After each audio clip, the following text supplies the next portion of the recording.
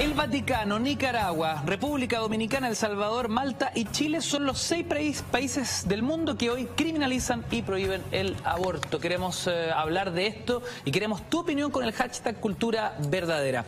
Pero antes, y es fundamental, tener un contexto histórico. Yo quiero saber, porque muchos se preguntarán en casa, ¿qué pasó en Chile el año 1931 que era posible el aborto terapéutico y que según esa misma cronología fue posible hasta el año 1989?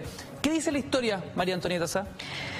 Bueno, la muerte por aborto de mujeres en esa época era realmente, no tengo el porcentaje, a lo mejor Claudia la maneja, pero sí, era realmente impresionante. O sea, estamos hablando de mujeres que se sometían a aborto de forma el palillo, artesanal, digamos. Artesanal. Y morían en la operación. Morían. O sea, fue una decisión sanitaria.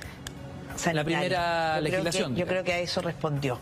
Sí, respondió. Hay una, evidentemente el aborto es una práctica histórica en la vida de las mujeres, viene de antaño, uno puede ver en los libros de historia, en la historia escrita, ¿no? Cómo el aborto ha sido una práctica que se utilizaba como método anticonceptivo antes de que hubiesen los métodos anticonceptivos.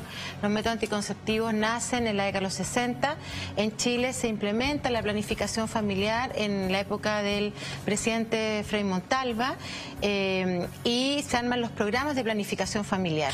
Y justamente en el Hospital Barros Luco, que es el más conocido y que está escrito en la historia de Chile, la historia que tiene que ver con la salud reproductiva, bajan las tasas de mortalidad por aborto, es decir, aquellas mujeres que llegaban en condiciones con hemorragias, ¿no? Y que se estaban muriendo por abortos inseguros. A eso se le llaman abortos inseguros. Llegan a los hospitales y cuando empieza la planificación familiar, que en menos de un año bajan las tasas muy rápidamente en el Hospital Barros Luco, y que basta recordar que en esa época también la Iglesia Católica se opuso, ¿no?, a la utilización de los métodos anticonceptivos como la planificación familiar. Y se introduce los métodos anticonceptivos y bajan las tasas de aborto, es decir, el aborto deja de ser un método anticonceptivo. Hoy día nosotros nunca hemos hablado del aborto como un método anticonceptivo, sino que es otra práctica distinta. Y ahí, fíjate que lo interesante es recordar que la historia de la salud pública en Chile empiezan a bajar la mortalidad materna por aborto. Baja muchísimo durante todos los años hasta el día de hoy.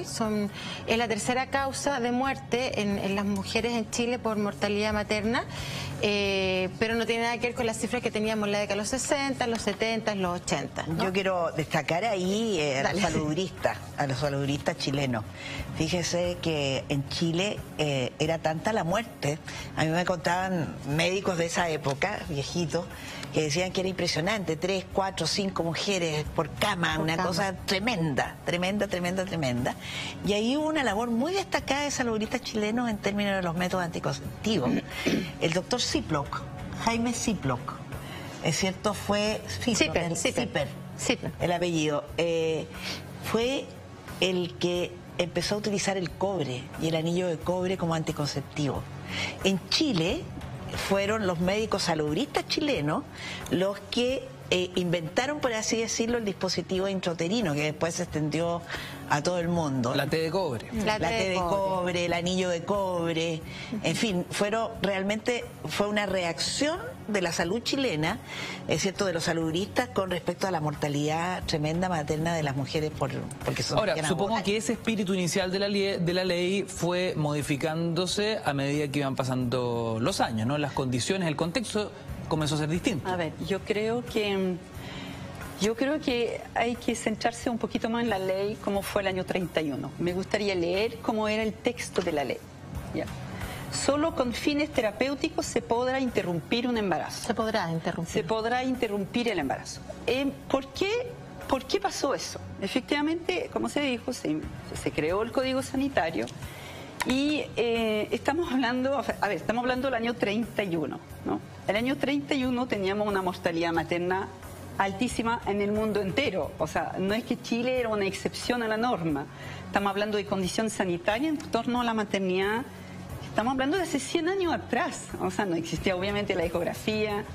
Tenemos que también meternos un poco en el contexto de la salud pública y el contexto también del desarrollo de la medicina. ¿Ya? El año 28 recién se inventa la penicilina. O sea, una mujer que tenía una infección antes del año 28 podía venir, no sé, con 7 meses de embarazo, 8 meses, tenía una infección, se moría. Claro. Porque no existía el antibiótico, así de simple.